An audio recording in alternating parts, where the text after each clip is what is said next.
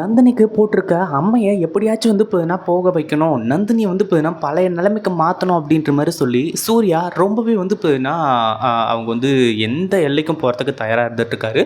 அதாவது கோவில்ல போயி நம்ம நந்தினிக்காக அர்ச்சனை பண்றது மட்டும் தான் மத்தவங்களா இருந்தா செஞ்சிருப்பாங்க. ஆனா, நந்தினியோட இந்த அம்மைய போக வைக்கணும். நந்தினிக்கு வந்திருக்க அம்மைய போக வைக்கணும் அப்படின்றதுக்காக, இப்போ நம்ம சூர்யா அந்த கோவில் வாசல்லயே உட்காந்து பிச்சைய எடுக்கிறதுக்கு தயாராயிட்டாரு. உண்மையிலேயே நம்ம சூர்யா ஒரு மிகப்பெரிய கிரேட் மேன் அப்படின்னு தான் சொல்லணும். இதை யாருமே எதிர்பார்க்கவே இல்லை அப்படின்னு தான் சொல்லணும். ஏன் அப்படின்னு பார்த்தீங்கன்னா, அதாவது சூர்யா எவ்வளோ பெரிய தொழிலதிபர், அது மட்டும் இல்லாமல் அவர் எவ்வளோ பெரிய குடும்பத்தை சேர்ந்தவர். அவர் தான் பொண்டாட்டிக்காக வேண்டுதலை வைக்கிறதே மிகப்பெரிய ஆச்சரியமான விஷயம். அப்படி இருக்கும்போது இப்போ நம்ம சூர்யா அந்த இது பிச்சை எடுக்கிறதெல்லாம் நடக்காத ஒரு காரியம் அப்படின்ற மாதிரி தான் நினச்சாங்க. ஆனால் தான் பொண்டாட்டிக்காக அதை செய்யறதுக்கும் சூர்யா துணிஞ்சாரு. அதுவும் பிச்சைக்காரங்களுக்கு நடுவில் பிச்சைக்கார மாதிரியே உட்காந்து, அதுவும் அம்மா தாயே அப்படின்னு சொல்லிட்டு நம்ம சூர்யா பிச்சை எடுக்க ஆரம்பித்தார். உண்மையிலேயே அதை பார்க்கும்போது ரொம்பவே ஹாப்பியாக தான் இருக்குது. ஏன்னா சூர்யா இனிமேல் எப்போவுமே நம்ம நந்தினியை விட்டு கொடுக்குற மாதிரியே இல்லை. அதுலேயும் எதாச்சியாக இந்த பக்கமாக திரும்பி பார்த்த இந்த சுந்தரவல்லி, அதுக்கப்புறம் அவங்க பொண்ணுங்க, இவங்க எல்லாருமே நம்ம சூர்யாவை பார்த்து பயங்கர அதிர்ச்சியாகி எதுனா ஒன்று பண்ணணும். அதாவது டைரெக்டாக நம்ம சூர்யாவை தாக்க முடியாது. அதனால் கூட இருக்கிற பிச்சைக்காரங்களை அடித்து துரத்துற மாதிரி இப்போ போலீஸை வச்சு துரத்த வைக்கிறாங்க. ஆனால் கடைசியில் சூர்யா அந்த போலீஸுங்ககிட்டே மாஸ்க் காட்டினதுனால அந்த போலீஸுங்களுக்கு என்ன பண்ணுறது ஏது பண்ணுறதுன்னு தெரியல. அதே மாதிரி இவ்வளோ நேரமாக இங்கேருந்து ஆக்ரோஷமாக போயிட்டு உள்ளே உட்காந்து அவ்வளோ அந்த கோயில் நிர்வாகத்தையே கேள்வி கேட்டுட்டு இருந்த இந்த சுந்தரவல்லி இப்போ பிசுக்குன்னு முழிச்சிட்டு இருக்காங்க. அப்படி என்ன பண்ணுறது ஏது பண்ணுறதுன்னு ஒன்றுமே புரியாமல். ஏன்னா சூர்யா இப்போது வெளியே வர வைக்கிறான் அப்படின்னா கண்டிப்பாக சூர்யா எதனா ஒன்று பண்ணுவான். அதுவும் இல்லாமல் இந்த அதாவது இவ்வளோ பெரிய ஒரு தொழிலதிபர், அது மட்டும் இல்லாமல் சுந்தரவல்லியோட மகன் அப்படின்னு சொல்லிட்டு அவன் காட்ட ஆரம்பிச்சிடறான். அவங்க மகன் இங்கே பிச்சை எடுக்கிறாங்க அப்படின்னு சொல்லிட்டு, அதுக்கப்புறம் உங்களுக்கு தான் அசிங்கம், கொஞ்சம் சுதாரிச்சுக்கோங்க அப்படின்னு சொல்லிட்டு இந்த ஷார்ப்லாம் பயங்கரமாக மிரட்டி இப்போது அவங்கள இருக்க விடாமல் பண்ணுறாங்க. அது மட்டும் இல்லாமல் வெளியே போனால் என்ன பண்ணுறது ஏது பண்ணுறது அப்படின்னு சொல்லிட்டு தெரியாமல் இந்த சுந்தரவல்லி திருன்னு முழிச்சிட்டு இருக்கா. அதே மாதிரி இந்த பிரச்சனையை இப்படியே விட சொல்லிடுங்க அப்படின்ற மாதிரி சொல்லி அந்த நிர்வாகத்துக்கிட்டையும் சொல்ல ஆரம்பிச்சுறாங்க. என்னமா பண்ணிக்கிட்டு இருக்கீங்க நீங்களா வந்தீங்க, கேஸை கொடுக்க சொன்னீங்க, இப்போ என்னடானா இப்படி பேசிகிட்டு இருக்கீங்க, உங்களுக்கு ஏதாச்சும் மூலகையில் இருக்கா இல்லையா, ஏன் இப்படி பண்ணிக்கிட்டு இருக்கீங்க அப்படின்ற மாதிரி கேட்க ஆரம்பிச்சுறாங்க. கடைசியில் இந்த சுந்தரவல்லி பின்வாசல் வழியாக கோவிலில் பின்வாசல் இருக்கும் இல்லையா, அந்த மாதிரி இருக்கும்போது அங்கேருந்து எஸ்கேப் ஆயிடலாம் அப்படின்னு சொல்லிட்டு நினச்சி வெளியே போக ஆரம்பிச்சுறாங்க. அந்த ஒரு டைமில் தான் சூர்யா மாஸ்க் காட்டுறாரு. அதாவது அதுக்கு முன்னாடி போலீஸுங்கெல்லாம் சேர்ந்துக்கிட்டு இவங்க எல்லாரையுமே இப்படியே விட்டுட்டு போயிடலாம் அப்படின்ற மாதிரி முடிவு பண்ணுறாங்க. ஆனால் நம்ம சூர்யா சார் அப்போல்லாம் உங்களை விட்டுட்டு போக விட முடியாது, நீங்கள் இங்கே எல்லாரையுமே அடிச்சிங்க, துன்புறுத்துனீங்க, இங்கேருந்து போங்கன்னு சொல்லிட்டு விரட்டுனீங்க.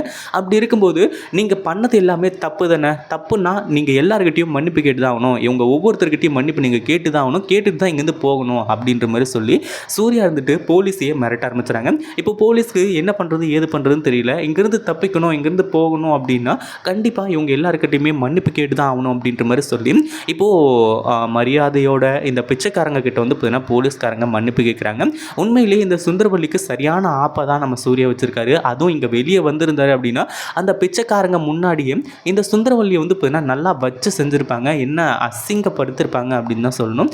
இப்போவும் ஒன்றும் கெட்டு போகலை. அதுவும் இல்லாமல் இவங்க கண்டிப்பாக இந்த வழியை வரமாட்டாங்க அப்படின்ற மாதிரி தெரிஞ்சுக்கிட்டு இப்போது பின்வாசல் வழியாக அங்கே போய் இவங்க எஸ்கேப் ஆகும்போது கரெக்டாக நம்ம சூர்யா நின்றுறாங்க.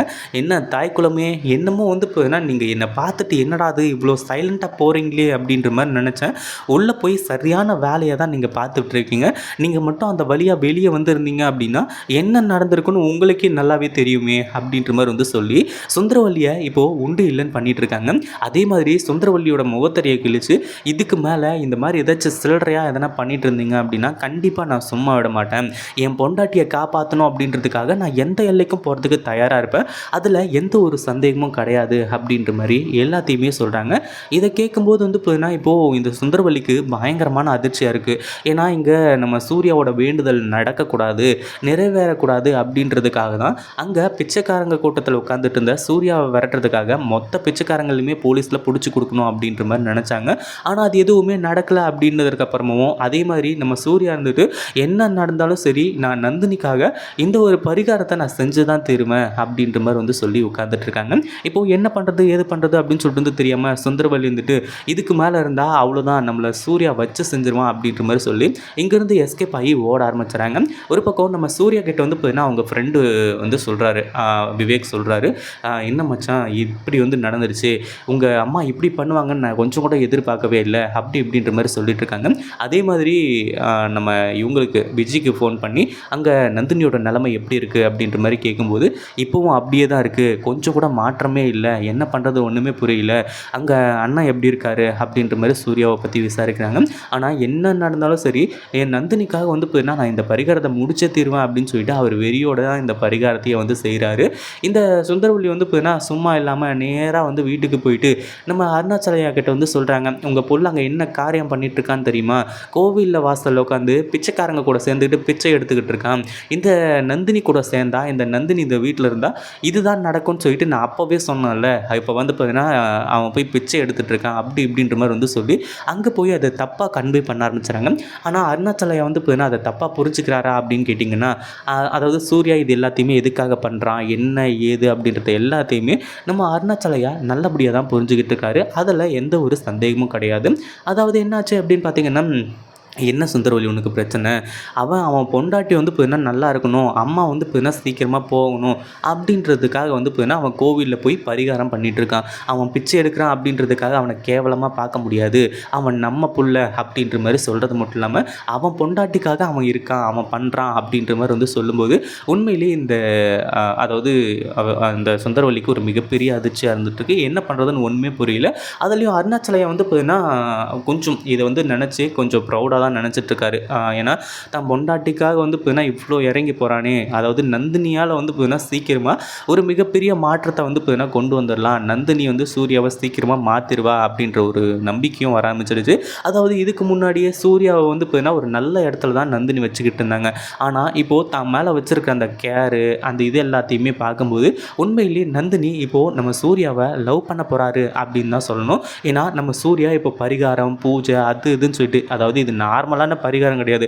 நார்மலாக என்ன பண்ணுவாங்க, அதாவது அடி பிரதட்சணை பண்ணுவாங்க, அங்க பிரதட்சணை பண்ணுவாங்க, இல்லை வந்து பார்த்தீங்கன்னா குணமாயிடுச்சுன்னா அதை பண்ணுறேன் இதை பண்ணுறேன் சாமிக்காக அப்படின்ற மாதிரி வேண்டிக்குவாங்க. ஆனால் எந்த ஒரு எதிர்பார்ப்புமே இல்லாமல் தான் பொண்டாட்டியை காப்பாற்றியே ஆகணும், தான் பொண்டாட்டி நல்லபடியாக குணமாகணும் அப்படின்றதுக்காக இங்கே வந்து பார்த்தீங்கன்னா ஒரு பிச்சை எடுத்து இது எல்லாத்தையுமே பண்ணும்போது உண்மையிலேயே நம்ம நந்தினி இது எல்லாத்தையுமே புரிஞ்சுக்கிட்டு இனிமேல் என்னென்னைக்குமே நம்ம சூர்யாவை விட்டுட்டு போயிடவே கூடாது அப்படின்னு தான் சொல்லணும். ஏன்னா அப்போ தான் வந்து பார்த்தீங்கன்னா இந்த சுந்தரவல்லி அதுக்கப்புறம் இன்னும் மற்றவங்க எல்லாருக்குமே ஒரு மரநடியாக இருக்கும். அதே மாதிரி சீக்கிரமாக நம்ம சூர்யாவும் நந்தினியும் ஒன்று சேர்ந்துடணும்.